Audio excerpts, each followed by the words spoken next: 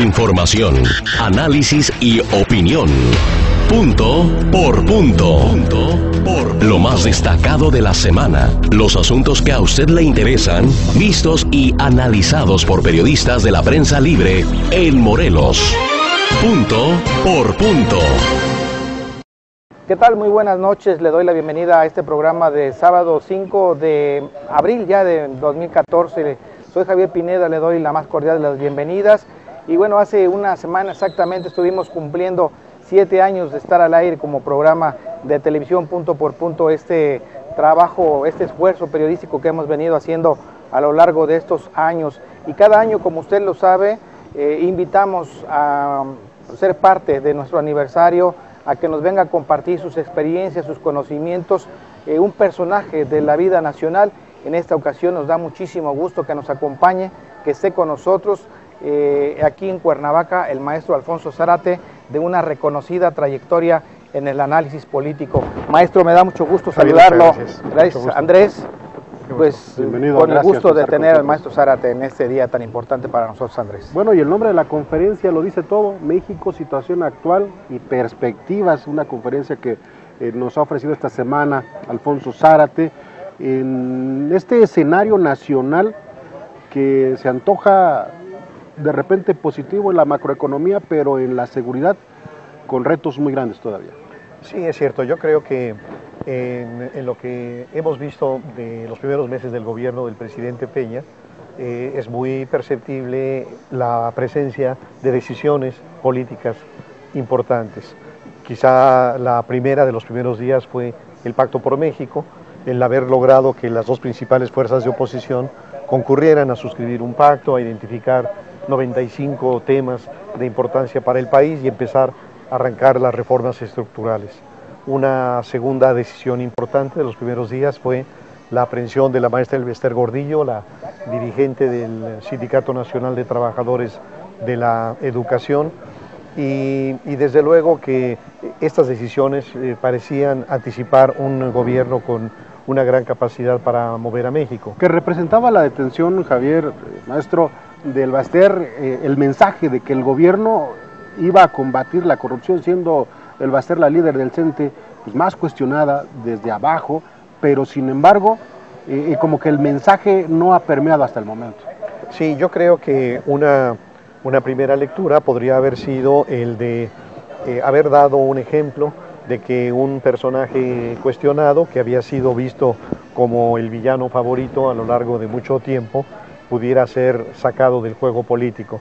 Pero la duda es si realmente se trata de una lucha en contra de la corrupción. Yo creo que si fuera tal el caso, habría múltiples ejemplos. Habría muchos más. Muchos más, no solamente en el mundo sindical, en el mundo empresarial, en el mundo de los deportes, en los medios, etcétera, lo cual no ha ocurrido. Más bien, la impresión que yo tengo es que estas decisiones del presidente Peña evocan de alguna manera los golpes espectaculares de Carlos Salinas de Gortari, y la decisión implícita detrás de ellos es mandar un mensaje a los poderes fácticos y decirles: no hay un poder por encima del poder del Estado. Es decir, un mensaje de dureza y de advertencia. Ahora, después vienen las reformas por consenso. A mí me parece que el mensaje es positivo porque se ve a un presidente que tiene esa capacidad de diálogo, de interacción, de ponerse de acuerdo con las fuerzas políticas de oposición, pero cuando sale la reforma educativa, donde se habla de que la nómina regresa al centro del país, se habla de la reforma energética y empieza entonces todo el mundo a decir: ¿qué está pasando? Viene el regreso del viejo sistema, el viejo presidencialismo que ejerce todo el poder, o vamos a tener a un Peña, a un PRI que viene en otro ánimo de una construcción democrática hacia adelante. No, yo creo que lo que estamos viendo, y no solamente en esas decisiones que yo comenté hace un momento, sino también en la vertiente legislativa, es decir, en las reformas a la ley orgánica de la administración pública, que crean dos vicepresidencias, la vicepresidencia hacendaria y la vicepresidencia política. Todo lo que nos anuncia es el regreso del control. Es decir, total. Lo que estamos viendo es de nuevo el deseo de restaurar la vieja presidencia omnipotente. En algunos casos parece justificada, especialmente a partir de lo que ocurrió desde el año 2000. Yo creo que en el año 2000, con la alternancia, los gobernadores de la República se declararon independientes. Es decir, hasta el año 2000 se crearon los nuevos gobernadores, virreinatos. exactamente, los gobernadores eran empleados del presidente de la República, es decir, el presidente los ponía o los quitaba. Pero en el año 2000, con la llegada de Fox, los gobernadores se declararon Agarran su feudo. y entonces se construyeron como reyesuelos, que manejan los gobiernos a su antojo, que tienen en la bolsa al Tribunal Superior de Justicia, al Congreso del Estado, a los órganos de comunicación, a los órganos supuestamente independientes como los tribunales electorales, como los organismos de los derechos humanos, etcétera. Entonces, frente a eso y ante la debilidad de la sociedad y de la sociedad organizada, parece que el único reducto para tratar de contener estos abusos de los gobernadores es el centro, pero obviamente no es una solución democrática. Claro, perdón, en ese sentido a mí me parece, bueno, en esos tiempos de Carlos Salinas de Gortari, de Ernesto Zedillo, que había esta tentación de poner o quitar candidatos a su antojo, de poner o quitar gobernadores a su antojo.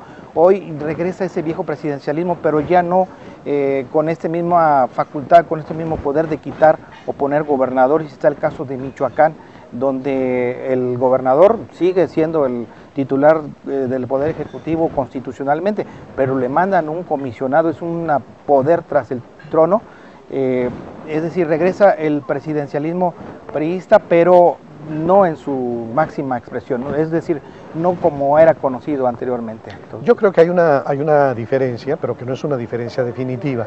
Es decir, en el caso de Carlos Salinas de Gortari, sabemos que Salinas hizo gobernador a todo aquel de sus amigos que quiso serlo. A Otto Granados de Aguascalientes, a Rogelio Montemayor de Coahuila, a Patricio Chirinos de Veracruz, a Cavazos Lermas de Tamaulipas. Es decir, el gobernador ponía y quitaba a su antojo. Hoy lo que vemos es, digamos, esas inercias del viejo presidencialismo, pero una sociedad y un país que algo ha cambiado. Desde luego, en los 12 años de gobiernos de Acción Nacional, no se logró lo que la sociedad estaba esperando, pero cuando menos hubo avances en términos de rendición de cuentas, en términos de transparencia, la creación del propio IFAI, que me parece que es una institución muy rescatable, muy respetable. Así que, si bien desde el centro hay, digamos, toda la intención de recuperar este viejo ejercicio del poder, hoy hay algunos cambios institucionales, externos, que limitan. Maestro Alfonso Zárate, yo para finalizar le preguntaría, el PRI desde mi punto de vista regresa a la presidencia porque la gente se atemoriza de ver cómo crece la delincuencia en el país, cómo surgen los cárteles, y bueno, es darle un voto de confianza al PRI por decir, bueno, pues nos iba mal, pero no nos iba tan mal. Y nuevamente le vamos a dar la confianza al PRI con un candidato joven, con un candidato carismático, que representaba una nueva generación, pero la gente, desde mi punto de vista, vota por un PRI que restablezca la seguridad, que restablezca la tranquilidad, y tras casi 2 años vemos que el reto sigue sin cumplirse. Sí, mi hipótesis es que el regreso del PRI significó de manera muy clara la reprobación a los 12 años de gobiernos de Acción Nacional. Es decir, que la sociedad que esperó que la alternancia significara un cambio distinto, una manera diferente de gobernar, se encontró desilusionada, y yo diría no solo por el nivel presidencial, sino también por la manera en que crecieron su gobierno en las alcaldías, en los gobiernos de los estados y desde luego a nivel federal. Y ahí creo que hay 2 temas que fueron muy importantes. Uno es el tema de la seguridad y otro es el tema del estancamiento económico. Hemos tenido muchos años de estancamiento económico. Ahora, la paradoja es que el 92% de los delitos que están afectando a la ciudadanía son del fuero común.